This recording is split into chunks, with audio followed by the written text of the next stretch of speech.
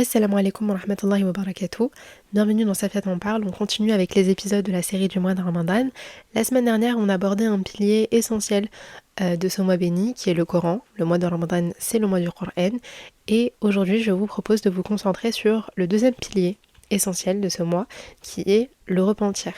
Pourquoi est-ce que je décide d'aborder le repentir? Parce que pendant ce mois béni, Allah subhanahu wa ta'ala fait descendre sur nous sa miséricorde.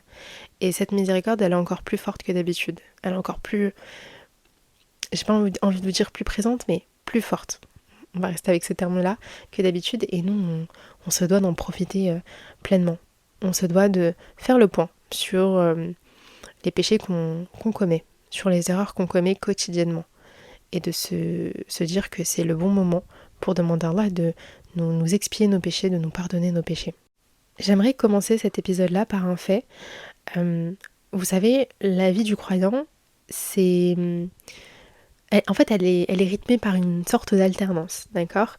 Cette alternance, on va la retrouver entre les bonnes actions et les mauvaises actions. Entre des efforts sincères pour se rapprocher de son Seigneur et des difficultés à rester sur le droit chemin. Des moments de faiblesse qui peuvent parfois nous amener à céder aux tentations et aux passions de ce bas monde et aux péchés.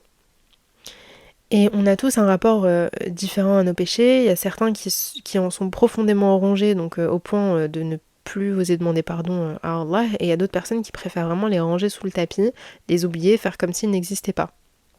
Et j'ai vu les deux cas de mes propres yeux, ceux qui sont rongés par les péchés. Je suis désolée, je parle du nez. Ceux qui sont rongés par les péchés, généralement, comme je vous ai dit, ils n'arrivent pas à demander pardon à Allah et ils n'arrivent pas à se pardonner eux-mêmes.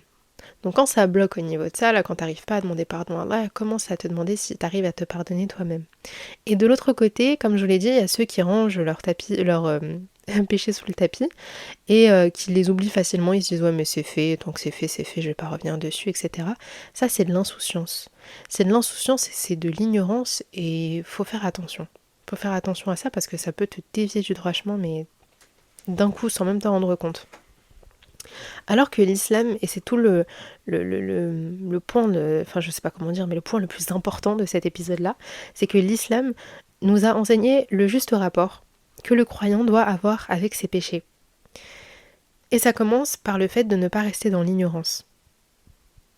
Ne jamais rester dans l'ignorance. Pourquoi ? Parce que tu te dois d'être conscient en fait des conséquences du péché.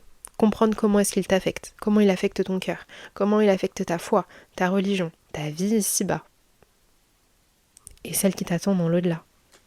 Et que le péché soit commis d'ailleurs en public ou en privé, les deux. Cette posture, elle passe aussi par l'équilibre entre l'espoir et la crainte d'Allah. Vous savez, dans l'adoration qu'on a pour Allah, il y a 3 points importants, donc l'espoir, la crainte et l'amour. Les 3, ils doivent être équilibrés. Parce que par exemple, un espoir qui est mal compris, donc quelqu'un qui abuse de l'espoir qu'il a envers Allah, qui est mal équilibré, ça peut mener à l'illusion. L'illusion où tu vas te dire, non mais de toute façon Allah, il est pardonneur, hein, il va me pardonner, sans faire les causes. Je sais pas si vous avez déjà vu ce genre de personnes-là, mais certains sont comme ça, ils se disent, non mais de toute façon, voilà, Dieu il va me pardonner, ça va aller, patati patata, et tu vois que la personne, elle ne fait rien pour se faire pardonner, elle ne fait pas les causes.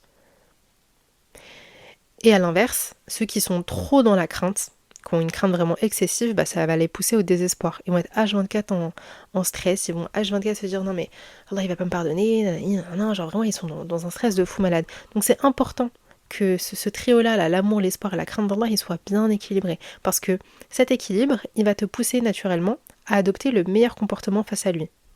Et notamment face à tes péchés. Mais pour atteindre cet équilibre, il est indispensable de se pencher sur notre Créateur. Qui est Allah ? Quels sont ses noms ? Quels sont ses attributs ? Et on ne peut pas parler de repentir, de tawba, si Allah n'était pas at-tawab, celui qui accepte le repentir. At-tawab, c'est cette définition-là, celui qui accepte le repentir, celui qui ouvre sans cesse la porte du retour à ses serviteurs, celui qui est ouvert au repentir. Allah, il connaît nos fautes, il nous connaît par cœur, il nous a créés.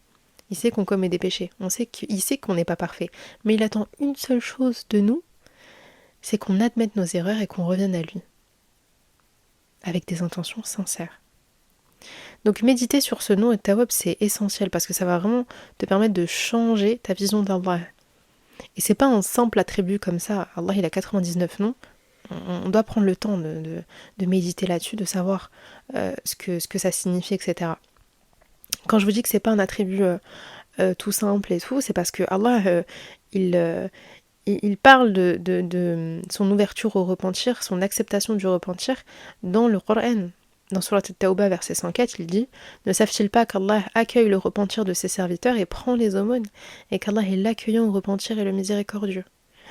Dans Surat Az-Zumar, verset 53, il dit: ô mes serviteurs qui avez commis des excès à votre propre détriment, ne désespérez pas de la miséricorde d'Allah. Certes, Allah pardonne tous les péchés. Oui, c'est lui le pardonneur, le très miséricordieux. Ne pas désespérer. Allah, il pardonne les péchés, il accepte le repentir. Je crois que c'est aussi important de faire la différence entre la demande de pardon et le repentir. Entre le pardon des péchés et l'expiation. La demande de pardon, l'istighfar, quand on dit Aghfirli, quand on dit Astaghfirullah, quand on dit Allahumma innaka afun tuhibbul afwa fa'fu anni, peu importe on commet un péché, on dit ah Allah pardonne-moi. Donc on est dans cette posture-là, on demande à Allah de pardonner le péché qu'on a commis. Mais le repentir, ça va un peu plus loin. Ça va un peu plus loin parce que ça implique une réelle remise en question. Ça a plusieurs conditions, on va les citer juste après, mais ça demande une réelle remise en question, une sincérité totale. Tu reviens vers Allah, tu fais l'effort de revenir vers lui. Et sur ces conditions-là, les savants, ils ont mentionné 5 conditions pour que le repentir soit accepté. Le premier, c'est qu'il soit accompli uniquement pour Allah. Tu te repens pour Allah, pas pour les gens.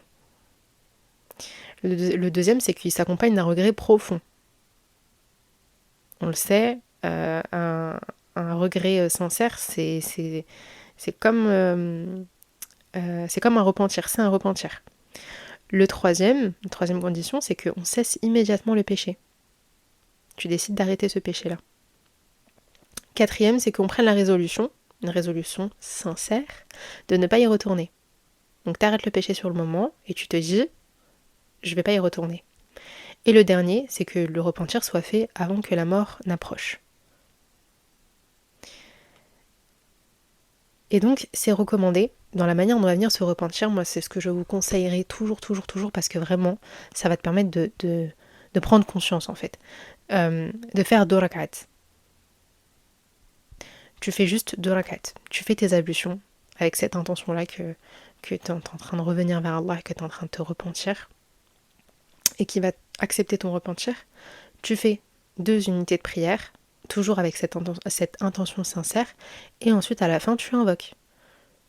Tu invoques l'invocation du repentir, que je vous mettrai dans la description d'ailleurs, que je n'ai pas écrite, mais de tête c'est Allahumma anta rabbi la ilaha illa ant khalaqtani wa ana abduka wa ana ala ahdika wa wa'dika mastata'at a'udhu bika min sharri ma sana'at abu'u laka bi ni'matika alayya wa abu'u bi dhanbi faghfir li fa innahu la yaghfiru dhunub illa ant. Je l'ai retenu. Je vous la mettrai en description. Il y a celle-ci et en vrai sur internet vous pouvez trouver d'autres formulations, d'autres invocations. Et c'est tout. À partir du moment où tu finis tes 2 unités de prière et qu'à la fin, tu sens que le poids sur tes épaules a disparu, que tu termines ta prière en te disant ça y est, je me fais la promesse de ne plus y retourner, de ne plus recommencer, c'est bon. C'est fait. C'est aussi simple que ça. Et peu importe le nombre de fois où tu décides de refaire ces 2 unités de prière parce que tu es retombé dans le péché, continue à les faire. Continue à te repentir. Autant que possible. Et vraiment, moi, je vous conseille ça. Genre, peu importe le nombre de fois où tu refais ce péché, continue à faire ces 2 unités de prière-là, jusqu'au moment où tu vas en avoir marre. Tu vas te dire, non mais ça y est, là, c'est bon.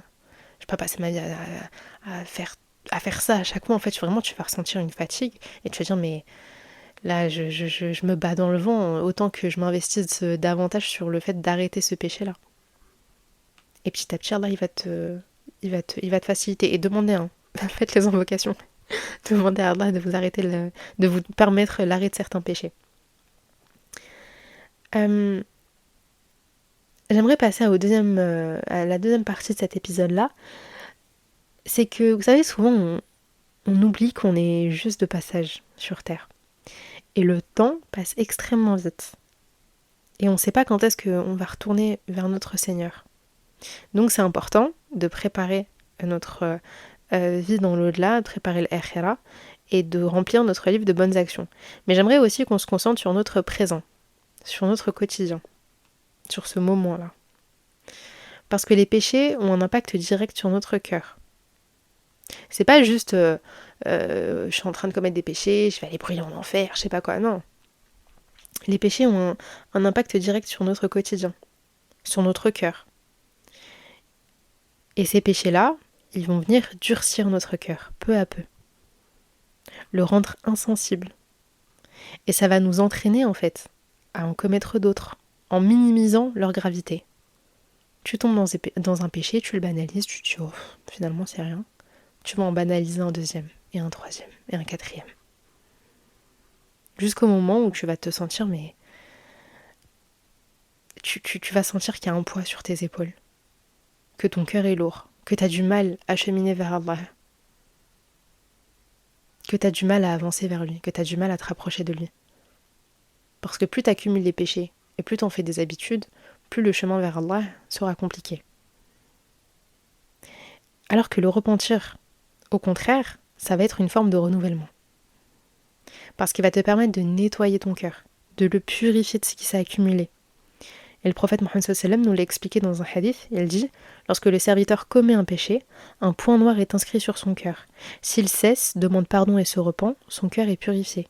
Mais s'il recommence, cela augmente jusqu'à recouvrir son cœur. » Et je vous invite, vraiment, je vous conseille mes fois 1000, d'adopter le repentir dans votre routine. De faire ce petit lavage régulier en fait. D'avoir cette habitude-là, de vous débarrasser de ce qui vous pèse. De nettoyer, là, de mettre de côté là, les péchés que vous avez pu commettre. Plus tu fais ce petit lavage entre guillemets, plus tu vas maintenir une bonne relation avec Allah. Ça va te permettre de bien cheminer vers lui. Alors que quand tu as accumulé trop de péchés, et que justement tu n'as pas cette habitude-là de faire le repentir, je vous ai dit, la moindre action, la moindre bonne action, le moindre pas vers Allah, il va te sembler mais tellement lourd, tellement difficile à faire. C'est pas pour rien si Allah subhanahu wa ta'ala, il nous invite à nous repentir. Il nous invite à lui demander pardon parce que c'est ce qui allège notre cœur. C'est ce qui nous facilite le chemin vers lui. C'est pas pour rien si Allah nous demande de faire des ablutions nos ablutions avant de le prier. Parce qu'on a besoin de se débarrasser de certains péchés pour pouvoir mieux apprécier certains actes d'adoration. Donc pendant ce mois de Ramadan, je vous invite vraiment à profiter de la miséricorde immense qu'Allah fait descendre sur nous. Parce que ça, c'est ce qu'on est en train de vivre, c'est des jours et des nuits qu'on ne va pas retrouver le reste de l'année. C'est le moment de faire le point, d'identifier les péchés qui nous pèsent, que ce soit les grands comme les petits d'ailleurs. Dans le repentir, les deux sont compris, un grand péché, petit péché. Et il y a aussi ce qu'on traîne depuis longtemps. Donc je sais que des fois on peut avoir des moments où on va repenser à certains péchés, certaines choses qu'on a pu commettre par exemple dans le passé, et c'est là, ça nous hante, on y repense, on va venir ruminer, pardon. Donc le repentir, ça sert à ça aussi, à faire le vide, à repartir sur de nouvelles bases. Donc c'est important de ne pas retarder ce retour vers Allah, de ne pas minimiser nos fautes, et de ne pas désespérer de sa miséricorde, c'est important, de se dire qu'il va nous pardonner, qu'il va expier nos péchés. Et j'aimerais terminer avec ce hadith du prophète Mohammed sallallahu alayhi wa sallam où il dit « Tous les fils d'Adam sont des pécheurs et les meilleurs des pécheurs sont ceux qui se repentent. » C'est juste ça. Les meilleurs des pécheurs sont ceux qui se repentent. La différence entre toi et un autre, toi ou une autre, c'est que toi, tu as adopté cette nouvelle habitude de te repentir. Alors que la personne à côté de toi, elle continue de commettre des péchés mais ne se remet pas en question. Qu'Allah nous accorde un repentir sincère et un mois de Ramadan qui va nous permettre de cheminer au mieux vers Allah subhanahu wa ta'ala. J'espère que l'épisode t'a plu. Si c'est le cas, n'hésite pas à le partager. Tu peux me rejoindre sur les réseaux. C'est Safia.podcast sur TikTok et Instagram. Et on se dit à très vite pour un nouvel épisode. Assalamu alaikum.